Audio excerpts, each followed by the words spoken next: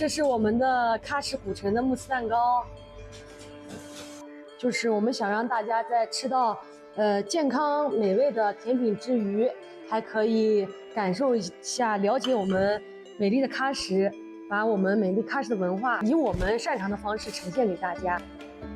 以前去北京、西安、哈尔滨这些地方旅游的时候，经常可以看到当地非常有特色的文创蛋糕和冰淇淋，好多人都在那儿拍照打卡，吃的人特别多。所以我就想，那为什么我不能尝试做一个这样的蛋糕呢？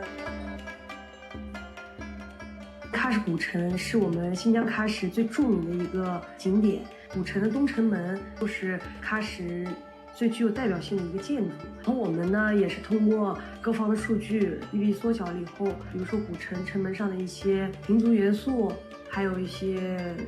门头一些字儿呀，这些我们都是按照原尺寸去缩小，都是没有任何差池是一模一样的，去把它复制到我们的慕斯上面。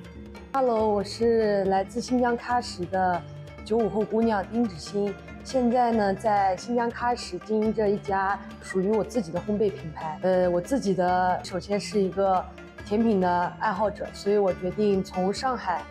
回到喀什，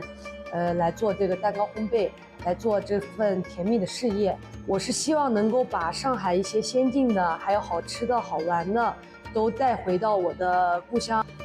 新疆喀什。平常除了巡店以外呢，我都会在我的办公室，也是我的小天地吧，来进行整天的工作梳理。然后每天呢，我们的工作也是比较轻松愉悦的。除了工作以外呢，我还喜欢打打篮球，然后还有滑雪，还有打打游戏。我还有自己的球队，然后每天9点呢，我们会定时去约一场篮球比赛。好啦，这些就是我一天的日常，光工作不玩耍，聪明老板也变傻。我是一名来自新疆喀什的95后姑娘丁芷欣 ，Nice to meet you。